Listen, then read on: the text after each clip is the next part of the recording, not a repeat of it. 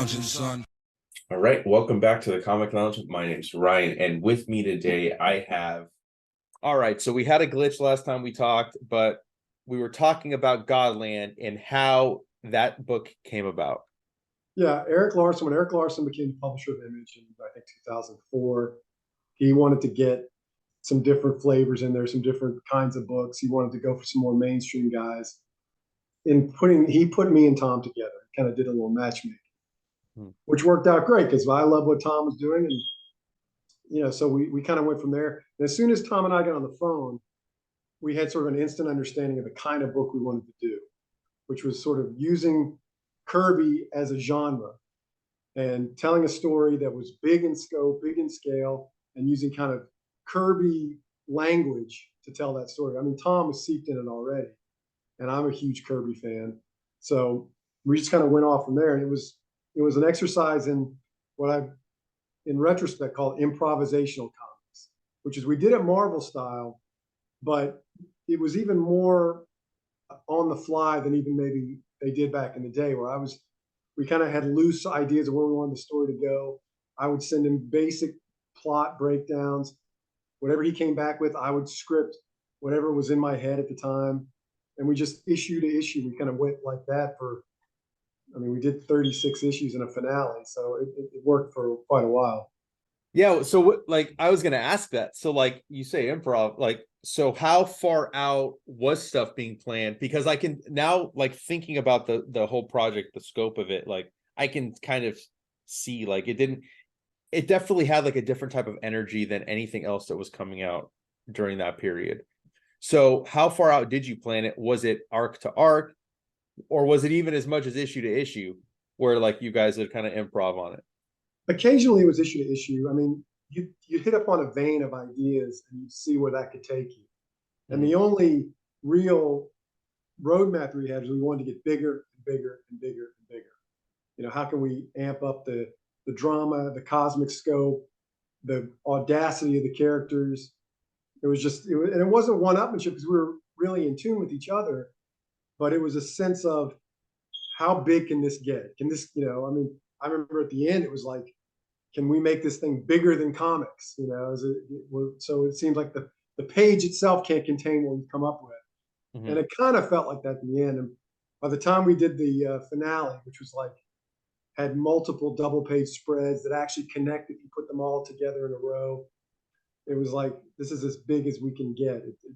It almost broke our brains, but I think we got out with our sanity intact. Yeah, that finale was insane, to say the least. Yeah.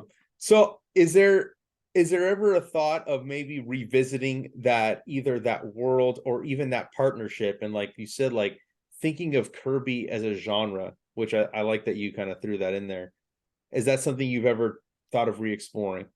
Well, I mean, I've done it personally in other work, but I think Tom and I went as far as we could go, and he moved on to other styles and kind of found his personal style.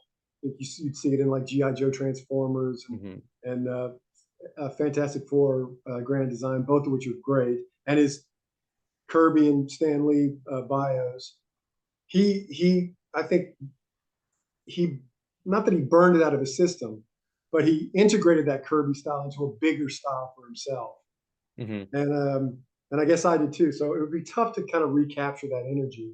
And sometimes, as we've seen in many things, sometimes it's best just to leave certain things alone. Leave while you're on top. Yeah, I get it. It's, for sure. Talk about revisiting stuff. You're revisiting your Butcher Baker book, right? With Junior Baker, the Righteous Faker, with art by a name I've never heard of until now, but dope artist, Ryan Quackenbush. Yeah, he's badass. Let's talk that book. So I've seen Butcher Baker, but that book has kind of always escaped me. But that's what I liked about this new one. I read the first couple issues, and you don't even need to have read that. I think it's super inclusive in terms of being able to bring in new readership. Makes me want to go grab the trade. But can you talk a little bit about that property and why you chose to revisit it now? Well, I mean, Junior Baker is kind of a spiritual sequel, is what I've been calling it. It takes certain threads and certain concepts from the original series and brings us forward a little bit. Butcher Baker was a really sort of gonzo superhero book about a retired superhero who's brought back in on one more mission, completely fucks it up, and has to deal with the consequences of that. But it was basically an exploration of the macho superhero in his final days. This book is more about the legacy of that character and what comes after. So it doesn't really pick up on the events, but it's sort of like, I mean, the title kind of says it all. It's the next generation, and it's about family. It's about fathers and sons.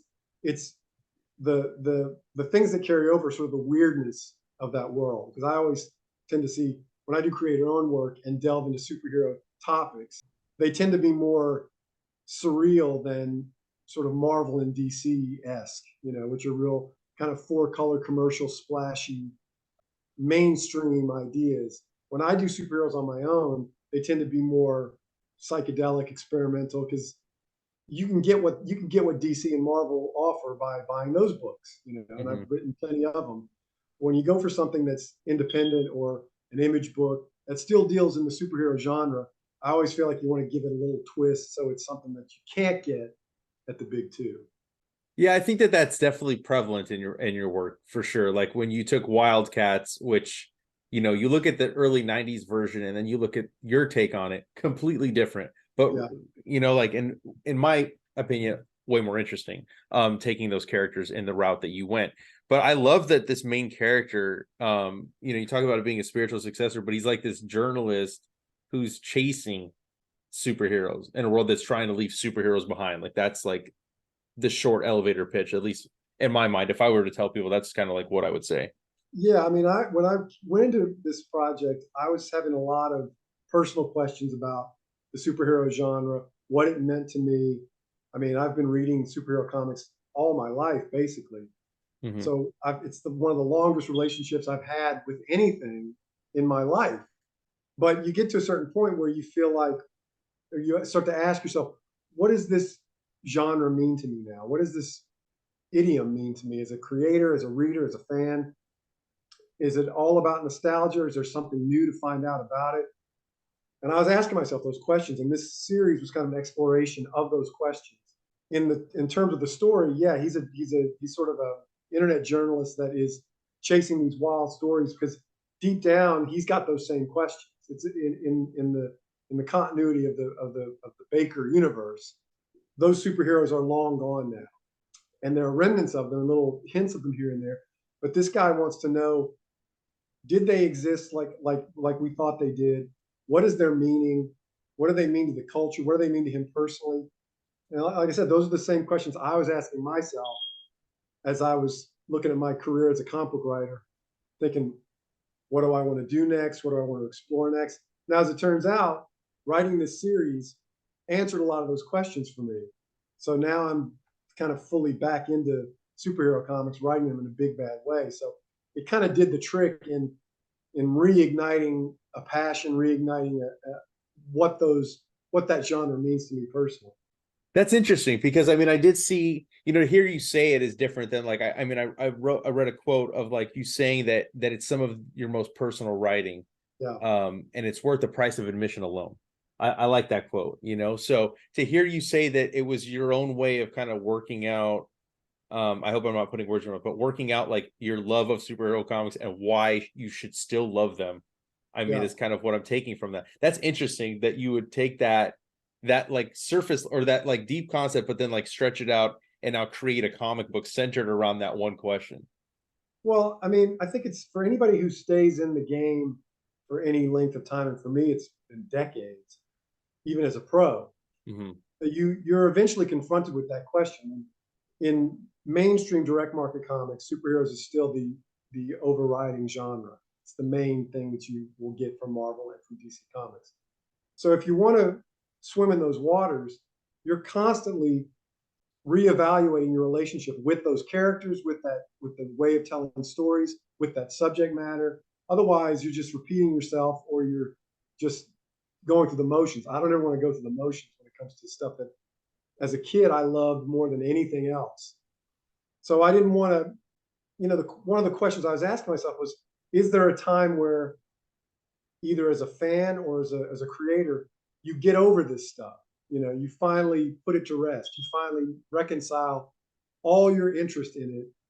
Luckily, there's still some gold to mine there, and it took a project like this for me to find it. It was. I mean, I think a lot of creators that are promoting their stuff right now, I don't know if they're referring to it as this or not, but this was one of my pandemic projects. I wrote it a lot during the pandemic. It was drawn a lot during the pandemic. Along with that were a couple of mainstream superhero projects that haven't even been announced yet. But if I hadn't done this project, those other projects probably wouldn't exist. Certainly not in the way they're existing, but if at all. So I mean, it really did the trick in sort of clearing the deck so that my next wave of superhero projects, I was coming too fresh, renewed enthusiasm, renewed vigor. I mean, I'm psyched about the stuff that's coming out now. Yeah, I know. I know one book has been announced. There was another book that has nothing to do with like DC Marvel that was announced, I think today. Yep. I don't know that. I'm kind of glad that we had the glitch with the internet, because Yeah, now I could ask you about it. But yeah, it's such an interesting question that you posed about superhero comics. It makes me think, because like I've often wondered, like, is there gonna be a time where I just like, should I just stop? Like, because sometimes it feels repetitive even while I'm reading it. I'm like, I don't like, am I just buying it out of habit? Am I right. just buying it simply because, like, okay, I like the character meant something to me at one point. Do they still mean something to me now? Yeah, And I don't think I've ever heard it proposed by a creator that I've ever talked to, where they've questioned it themselves, because like you're definitely closer to those characters than I am, because you've spent time in those characters' heads, you've spent time in their world, right? Like yeah, you've helped craft the stories that I, as just a fan, I'm experiencing it from a different side. So like to hear you say that, to like, I don't know, it adds a level, it adds a different level to my reading experience now when I'm going to read your work moving forward. I think like I'm going to like have that in the back of my mind, because like it's definitely like now has changed you and your outlook, being able to kind of work through that in a creative aspect, instead of me just sitting like here like, okay, should I or shouldn't I don't have that same like way to right. kind of like work through that feeling. Well, you can see in Junior Baker, the metaphor is plain and clear. It's Yeah. in his blood. It's in his DNA. And that was, to me, that was the ultimately the answer for me, was that this stuff, I've grown up on this stuff, I've studied it, I've absorbed it, devoted a lot of my life to it. It's in my blood. So I'm not gonna give it up Yeah, I know that's always my question. I'll take stuff off my pull and then I add it back. Like I can't anytime. commit to like getting rid of superheroes altogether. Sometimes I just maybe get less, but the superhero genre, I still think like it is so much of the heart of the comic book industry. It's not what comic books are, but to Right, me, like I don't think I could ever, never a scenario where I could see myself not reading superhero comic books, right. you know? And the challenge in making them, if you look hard enough, is always there. Now that the movies are so prevalent and it's so prevalent in pop culture, Mhm. that puts more of a challenge on the comic book creators to exceed what's happening in the films, exceed what they can do with CGI and every tool in the toolbox. I mean, once you see Avengers, Endgame, it gives you pause, the creator, like, well, if they can do that on screen, what's left for us to do on the page? Well, as it turns out, there's a lot left we can do on the page. But I didn't know that for a couple of years there. I was questioning that and wondering if it was worth it, you know, not just because of the creative side of it, but the business side of it and all that. Mhm. And I've got a better handle on it now than I did a couple of years ago. Yeah, I still think I'll take comic books over movies any day. Any day, any day of the week. I Yeah. do not hesitate. Like if you told me I could have movies or comic books and I had to pick one, I comic books. I'll take Well, I those. knew. I mean, been saying this for a while. I'd forgotten about it myself, but you go and watch a movie. You sit down and you watch a TV show. Comic books are an interactive medium. Hmm. You bring as much to it or as little to it as you want, but it's there for you to engage with, not to just be a spectator. The gutters between the panels, you're bringing as much to it as the creator is. You're filling in so many gaps that the creator is leaving for you to fill on purpose. It's been interesting writing superhero comics again the last couple of years. And with that in mind, like knowing that there's going to be an engagement level with the readership that I'd forgotten about, because the Marvel movies and the DC movies had turned us into spectators solely. We started, I think for me personally, I think a lot of other people, maybe in my generation especially, we're looking at the comic books in a purely spectator fashion, not bringing any of ourselves to it and just figuring it's all going to be there. Well, no good comic book works like that. Even the classic comics of all time, your Dark Knights, your Watchmen's, you bring as much to it as they are giving to you. That's what makes them great. So I kind of lost sight of that for a while, and now it's back into the crosshairs again. Well, I'm very stoked that it's back in the crosshairs for you, because like I know there's one project that I kind of know about but hasn't been announced yet. So I think I know of what you speak. Yes. Yeah. So that's I'm the very big one. yeah, that's the big one. That's the one I'm like super stoked for, that we'll definitely have to get back on and talk about when that is announced. But before I get into one of the books that was announced, or two of the other books that were announced, I do want to ask, Ryan Quack, how did you find him? I found him on, I mean, it's been so long. We've been working on this for about 5 years now. So it's kind of fuzzy, but he had some stuff online. A guy that we had a mutual acquaintance that had worked with him on like some stuff they were trying to get going. Mhm. And as soon as I saw his stuff, I was like, I'd had this sort of idea for the sequel sort of percolating for a while. When I saw his art, I thought, this is, now I can do this, because he's the guy that can translate these ideas into reality. And I think my quote from the press release about the price of admission is about Ryan's art. That's worth the price of admission. He's so good. People are just going to be, I think, blown away. And it's a style of comics that's a you don't often see in mainstream comics, especially. But it's that sort of '80s alternative Sienkiewicz, Dave McKean style that I personally love. With the right story, it totally sings. I think Ryan's going to turn a lot of heads. It's almost a shame to see. I'm sort of unleashing him on the world now, because once this thing gets out there, he's going to get flooded with calls to work on their stuff. It's going to be great. I mean, yeah, I mean, obviously, like, I think that, not every creative team, like, you can kind of feel like, okay, like, this is a good pair, right? Like, sometimes it feels either forced, whether it's editorial. That's mostly Marvel DC where it feels forced. But like the minute I started reading it, I'm like, wow, this is such a good pairing. Like, the art style is so different than anything else, like you said, like, than most of what you're seeing on the stands. And just like, I love discovering new artists. So like, I can only imagine you yourself as the writer working with a new creative partner and being able to kind of like do different things that maybe you can't do with, a different artist that you're working with, right? Because like, it's all going to be a different kind of working relationship. Yeah, I mean, if you look at my career, I've not worked with a lot of sort of what we call A-list artists, and that's nothing against A-list artists, because I'm working with some now that are fantastic. But I've always been more interested in finding things that are stylistically more in tune with what I want per project, and that's usually with new guys. So whether it's Ian McEwan on 1975, or Ryan on Junior Baker, or Paul Mayberry on Valhalla Mad, just the very Tom on Godland. Nobody really knew Tom's stuff when we started working together. It's always been, and new artists, I find, again, not to say anything bad about anybody, they're enthusiastic. They want to get in there, and they're hungry, and they want to work, and they want to like put their best work forward.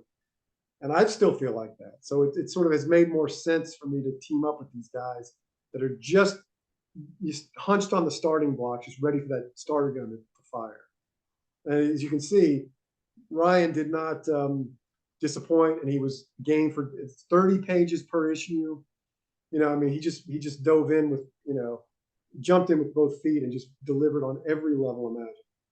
Yeah, it's a great book.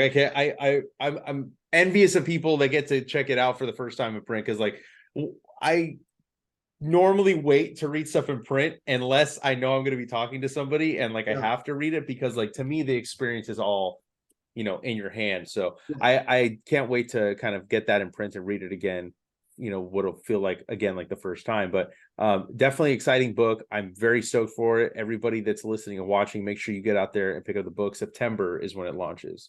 Yeah, we're right on the FOC like this week. So this is the time to tell your retailer, like, order this goddamn thing. Yes. It's a major league motherfucker. Hell yeah, dude. Let's talk about some of the other books that you also have announced or have been announced. One of the mainstream books, Kneel Before Zod, with Dan McDade. Yeah. I was expecting the other book to be announced. I didn't even know this was even a thought, because like I didn't even hear the inklings of this book. But how did this book come about? And then also Zod, of all characters, why is Zod the main character? Well, I mean, I think that the way I got back into DC on this project is I was having lunch with Mark Waid, and we were talking. He's been killing it at DC lately. Mm-hmm. You know, having a great, I don't know if it's Wade's third act now, you call it. Yeah, I don't know. He's always fourth act. He's had so many acts. But I was asking, I was like, how is it at DC now? And what's the atmosphere like? Because I didn't know. And he said, that's good. You know, his editor he was working with is really good, and he was having a lot of fun. And just between the two of us, he said, let me hook you up with DC again, you know, mainstream DC, and see if something comes of it. And he hooked me up with his editor, Paul Kaminsky, who's the Superman editor. Mm-hmm. And it was Paul who has been wanting to do this Zod book for years, apparently. And he kind of pitched it out to me. I pitched it back to him what I would do with it. And we kind of seemed to get on like a house on fire. We want to do the same type of book, sort of a gritty sort of science fiction action book. And I brought Dan McDade in on it. Dan McDade's a huge Superman fan. This is like his dream project. And for DC, it all happened pretty quick. I mean, we started talking in, I think, February, March. And I just turned in the third issue script. And, you know, we're rolling, man. It comes out in January. There's a prologue story that comes out in Action Comics in December, which is me and Dan McDade. But it sets up the whole thing, and we're having a blast. I feel like, to me personally, it's when I wrote Superman, you know, 20 years ago, I was sort of notorious for writing this pacifist Superman. So it only makes sense that I'm writing the opposite of pacifist Superman. I'm writing nihilist Zod. And it's a ton of fun. And Dan I love his art. I've worked with him before on a couple things. So we're having a blast, and hopefully people will get into it. And it's very much a setup to making Zod a prime Superman villain again. So this is in continuity then. This is not Black Label. Okay, because I know, I mean, I'm not spoiling anything, but I know the other one's Black Label. That's all I'm going to say. I know the other project's Black Label. But so that's very interesting, because I for some reason, I think when I saw this announced, I assumed it was Black Label. Is this going to be, how connected will this be then with the overall rest of the line, in terms of characters appearing, or how much crossover? Is your book going to be separate enough that it just stands on its own, to where you don't need to be kind of like included in on what's going on the Superman line, but you have the benefit if you are reading it? Yeah, the story stands alone, because we're setting up for something down the line. Okay. Which is so far down the line. I mean, it's, you know, things could change, but the mandate was set Zod up as a main Superman villain. So it's connected, but it's going to take a while to get him to that place. He goes through a whole sort of dark night of the soul to get to where he's ready to take on Superman, in the way that he hasn't since the whole rebirth thing happened at DC, as far as I know. He's shown up here and there, but in very strange circumstances and weird roles. He's never really gone mano a mano with Superman. And that's I think that's what everybody, especially by the time we get deep into this series, that's what people are going to want to see. So hopefully that will happen. Yeah, they definitely haven't been utilizing him. I don't want to say the way they should, the way I want them to utilize it. They haven't been doing it. Hey man, you know? I'm with you. That's why I'm doing it. I was very so, because I loved, I mean, your era of when you were writing Superman, to me, is one of my favorite Superman eras in comics. I mean, that was such a great, like, I was getting all of the Superman titles at that point. And there's been times where, like, I haven't really been feeling it. I'm not to say anything bad about anybody, but the New 52 was not my jam. Yeah. So, you know, I was glad when Rebirth kind of fixed that version of Clark, and we got like the Superman that like should be Superman. But yeah, you writing Zod, I think is awesome, because like you said, it's like the complete opposite of what Superman was. how much are you getting into the head of Zod in terms of like, it's from his perspective, right? The Yeah. book. So he doesn't see himself as a villain, right? No, no, no, not at all. Yeah. But things happen in the course of, frankly, from the first issue on, that push him into a place where he's he's got a bone to pick. Let's just say he's got some anger issues. I was saying it when we announced it in San Diego. I was saying this is a book about bad things happening to bad people, and when that happens, nothing good comes of it. As you follow Zod through the story, I feel like you're going to go back and forth from sympathizing to being sort of like horrified, back to sympathizing. As long as you understand his story and engage with the character, that's all I care about. Whether or not he's likable is of little to no concern to me. I love that. And so I know you can't mention the other book at DC, but Yeah. can you tell me if there's more to come now that you're back?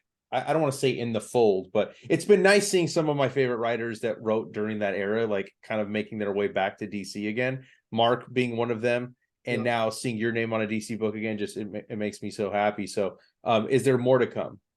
There's a lot. I mean, now that I'm sort of back in the trenches, there's talk about stuff.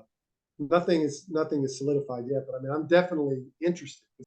I look back on my career, and when I have written real mainstream titles, Superman, like the X-Men, I've often, for whatever reason, used that moment in time to subvert in some way what I'm working on. Mhm. I've never really gone down the line, tried to be like 100% commercial. And in retrospect, that served me well in terms of like a career arc. That's again, people occasionally still bring up Pacific Superman as a Mhm. thing.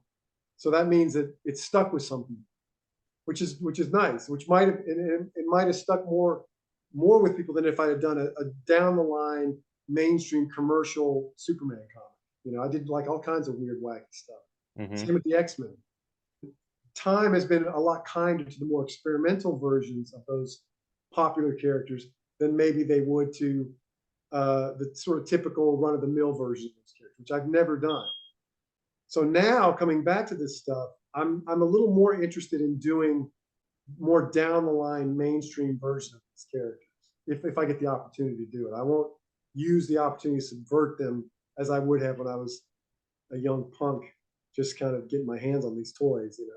I mean, I specifically remember having that attitude when I was 29 years old. I was like, oh, if I get my hands on Superman, I will fuck his shit up, man.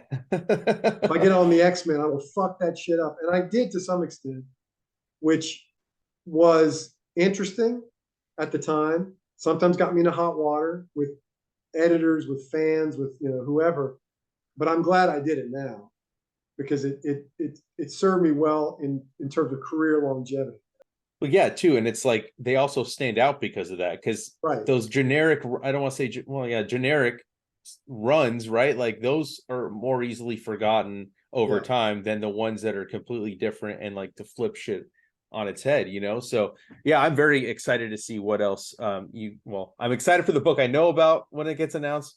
And I'm excited to see what else maybe you got cooking up. Do we have a timeline, maybe at least, when you think that other book will be announced? I feel like it was art.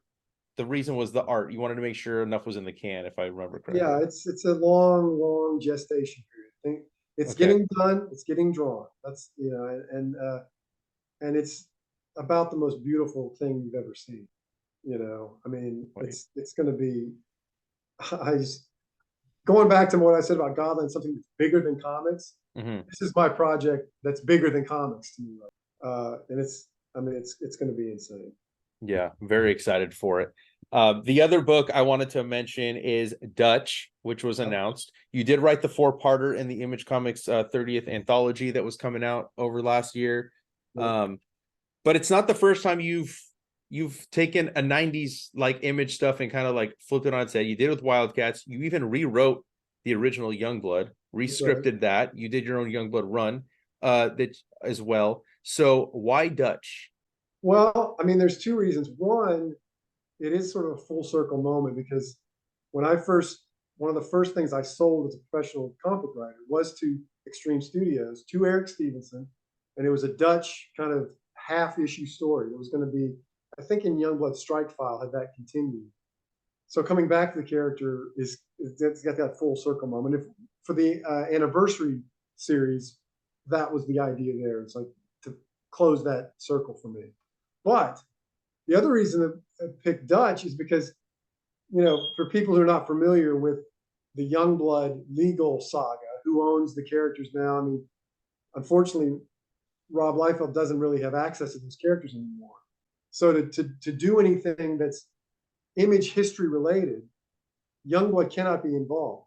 Mm-hmm. But Rob never owned Dutch. Chap Yape owned Dutch as part of one of the first fruits of the Image deal was that Chap came in as an artist, contributed his character to Team Youngblood, but he owned the character. So it was easy to just go to Chap, who actually I had a connection to because he worked on Ben 10 as a character designer. Oh, cool. But we never met when he worked on Ben 10, you know, for some reason, even though he had an office literally right next to ours at Cartoon Network. But we could get in touch with Chap and say, hey, can we do this story with your character? He was like, hell yes. He couldn't believe that anybody remembered Dutch. But there's a lot of old school Image fans out there that are way younger than me that came of age just when Image was hitting, and that Image universe continuity was the continuity they first wrapped their head around. So to do a Dutch story in real time, it's 30 years later. He's 60 years old or whatever, and gets pulled back into a new adventure. It's kind of like a Dark Knight Returns for Dutch.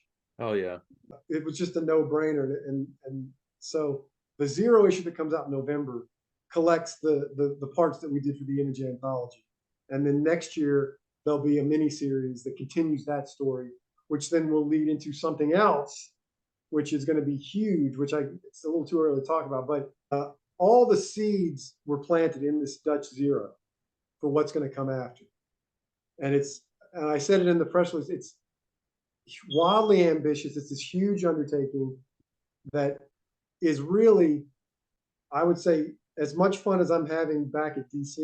This is like twice as much fun with what we're doing with this Image stuff. And I will say this, it brings back the original Image universe in a very weird and unique way that I'm hoping there's an audience out there for it, because I know I'm right here. Good, because I know there are guys out there that remember this stuff. I just don't know how much they remember, what they'll recognize, what they won't recognize. But I mean, if you've seen the cover for issue 0, the Dutch logo is this great thing that our designer Sonia Harris implemented, which is it's an amalgamation of all kinds of different classic Image Comics logos. Each letter is from a classic early 90s logo. It's sort of like it's a drinking game. If you can pick out the logos, then you're exactly who we're going for. I'm staring at it right now, and I can't figure. I feel like the T is Wildcats.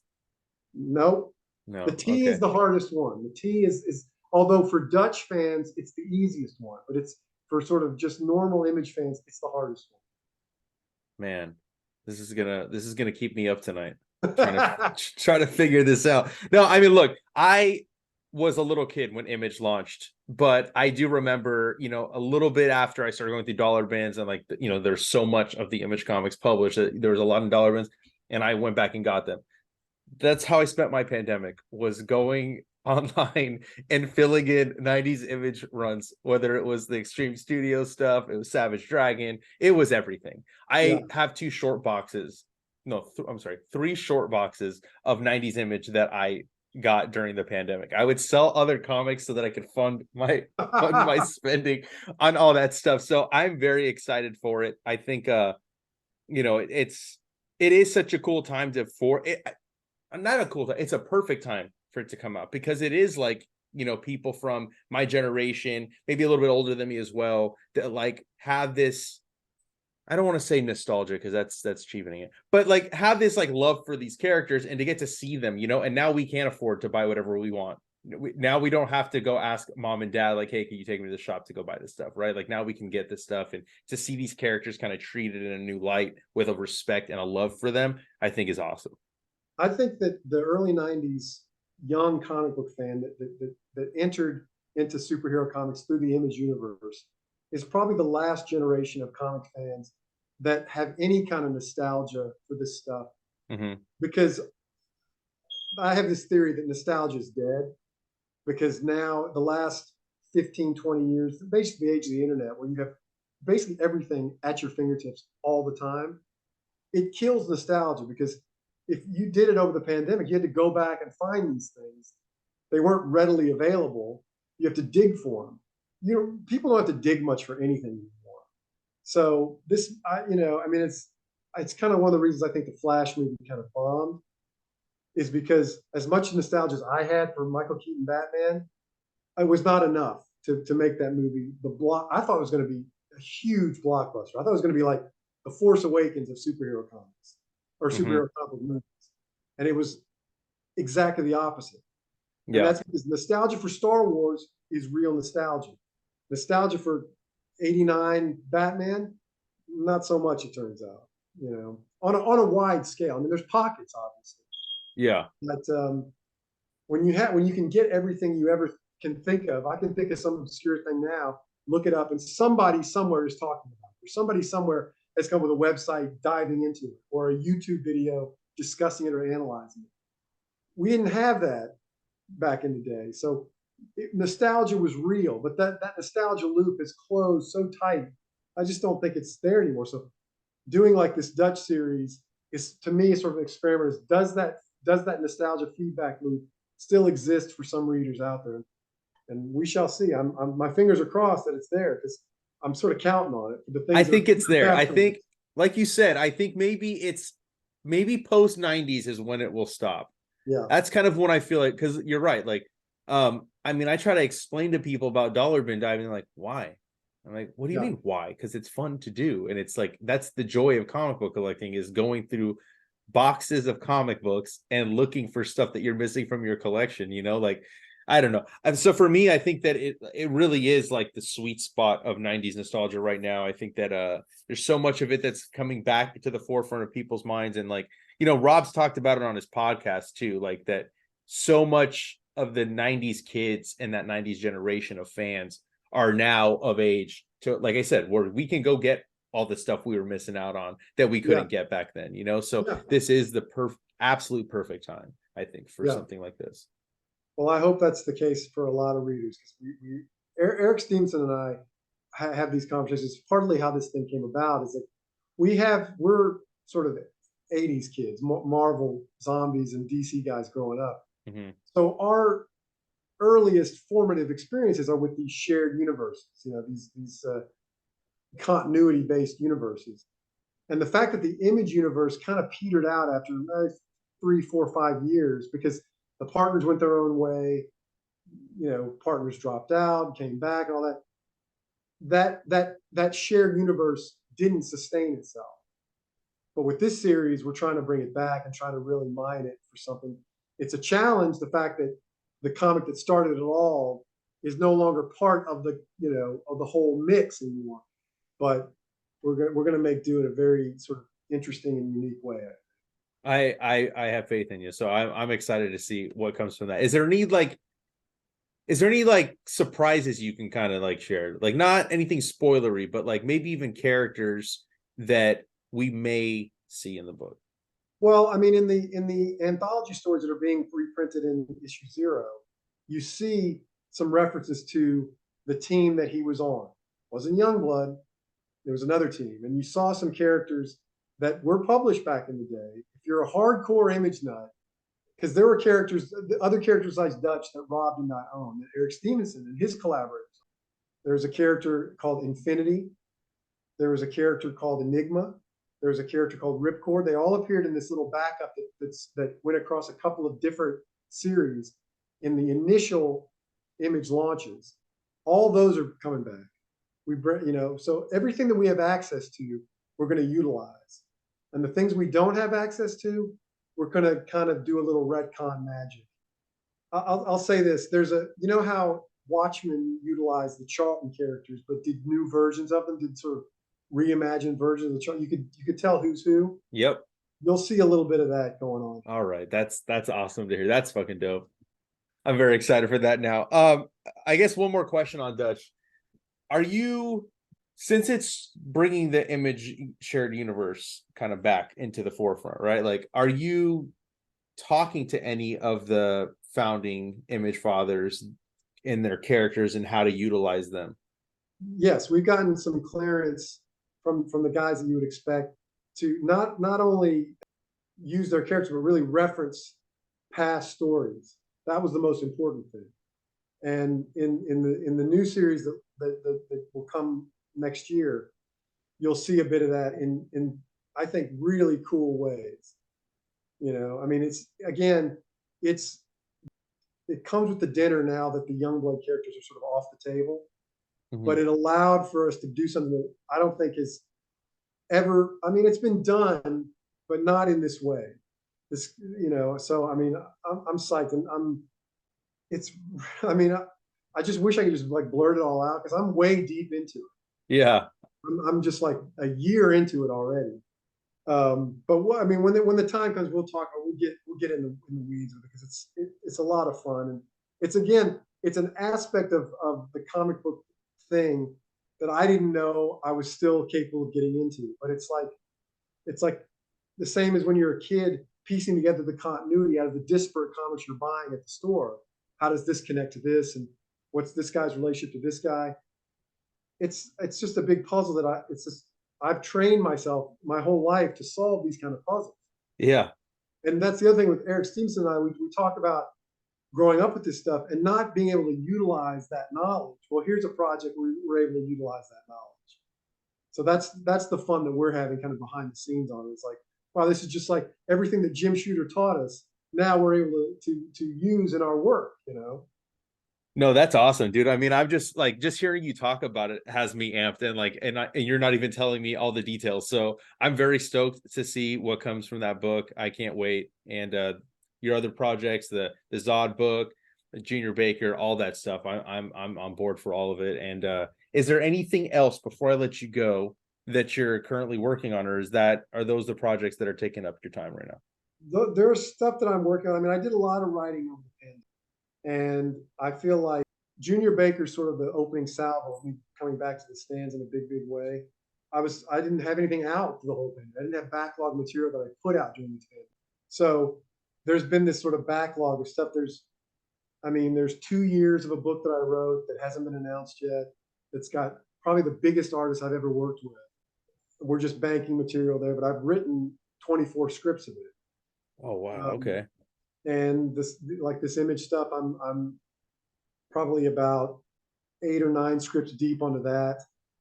The Zod book, by the time the first issue launches, I might be through the first year of that. I mean, I'm writing faster and quicker and with more facility than I ever have for some reason, you know.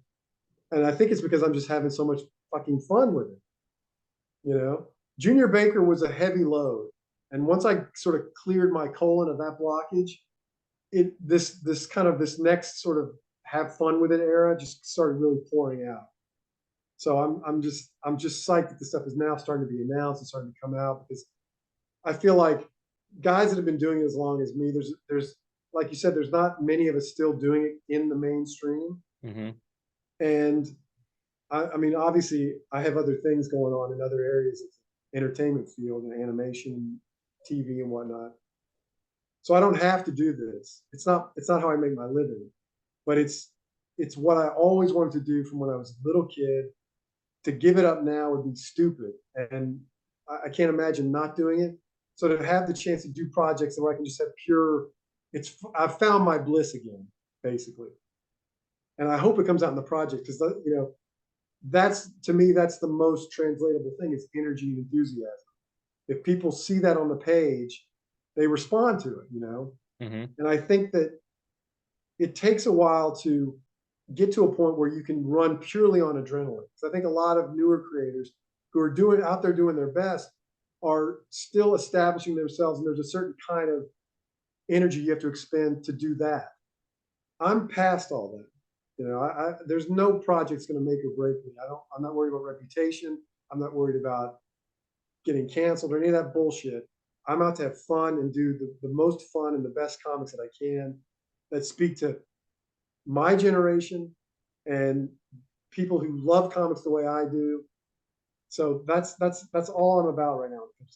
Hell yeah, dude. I love that. That's like the perfect way to end this, man. I'm so happy that all these projects are coming about. I can't wait to hear all the announcements that haven't been announced.